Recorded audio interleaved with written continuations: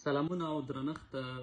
یو شمېر دوستان خوشبختانه د امریکا په ډوي لاټرۍ کې کامیاب شوي دي او د دوی مسلسل پیغامونو چې له دې وروسته زموږ پروسیجر څه ډول دی او موږ څه ډول وکړو، نو ما غوښتل له تاسو سره یو څو مهمې خبرې شریکې کړم چې باید تاسې د انتخابېدو وروسته چې دی دا باید تاسې طی کړئ.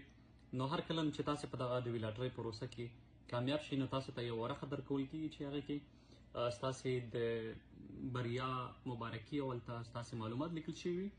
کله چې مو دغه ورقه ترلاسه کړله، نو DS 280 یو فارم دی چې هغه به تاسې ډکوئ. هغې کې تاسو څخه یو شمېر معلومات اخلي چې هغه ډېر زیات دقیق ډول باندې باید ډک شي.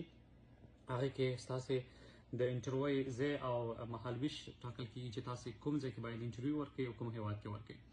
نو تر ټولو مخکې باید تاسې همدغه فارم ډک کړئ. نو زیاتره دوستان به وي چې څه ډول موږ دغه فارم ته لاسرسی پیدا کړو. نو ګرانو دوستانو، په جلال آباد مې اسلم پلازا او په کابل ګلبهار سنټر کې یو شمېر کسان دي چې دغه پروسیجر مخته وړي او تاسې ته دغه فارم ډکوي. که چېرته تاسې خپله د دې وړتیا لرئ چې دغه فارم ډک کړئ، نو ښه خبره ده، خپله ډک کړئ. که خپله بیا نشئ ډکولی، نو په یو داسې چا باندې دغه پروسه مخته یوسئ چې دغه پروسه یې مخکې طی کړې وي او فورمونه یې ډک کړي وي. نو هر کله چې تاسې دغه فارم ډک کړو، تاسو ته چې دی د امریکې د سفارت لخوا د انټرویو ایمیل کېږي چې په پلانکي تاریخ به ستاسې انټرویو وي. ستاسې چې کوم میډیکل ټسټونه دي هغه کېږي.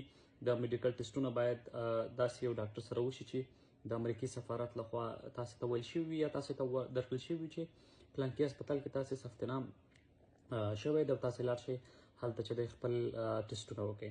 هر کله چې ستاسې ټسټونه وشو، د هغې نتیجه ډایرکټ سفارت ته په آنلاین باندې ځي او تاسو ته هم یو کاپي درکول کېږي.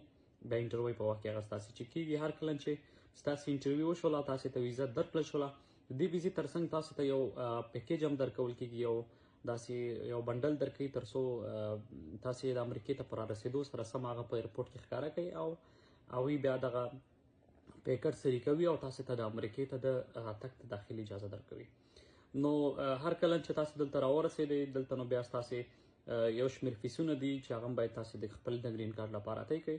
نو چې کله راورسېږئ 3 میاشتې لا 4 میاشتو پورې ستاسې ګرین کارډ چې دی پروسس کېږي. نو ما غوښتل چې دغه یو څه لومړني معلومات دي له تاسو سره مې شریک کړل. په دې برخه کې زه ډېر ایکسپیرینس نه لرم، خو بیا هم زما د مطالعې په اساس او هغه دوستانو څخه په مشورو چې دلته په دغه پروسه کې امریکې ته راغلي دي، هغوی د خولې معلوماتو ما له تاسې سره نشر کړل. نو تاسې ټولو ته ښه بخت غواړم. راتلونکي کې چېرته تاسې کوم سوال لرئ، نو کولی شئ موږ ته کمنټ کړئ، موږ ته میسج کړئ. انشاءالله موږ به له خپلو ملګرو دوستانو سره په مشورې ستاسې ته یو ښه حل لاره درکوو. نو تاسې ټولو ته ښه وخت. که سږ په دغه لاټرۍ کې تاسې نه یې کامیاب شوي، نو انشاءالله راتلونکي کال ته بیا ځلې موږ تاسې ته تېر کلونو په څېر یو ځل بیا په یوټیوب باندې ویډیو اچو چې څه ډول ورته اپلای وکړئ. نو ضرور ورته بیا اپلای وکړئ تر څو پکې کامیاب شئ. بیا هم هغو دوستانو ته دې مبارک وي چې په دغه پروسه کې کامیاب شوي دي. ټولو ته ښه وخت.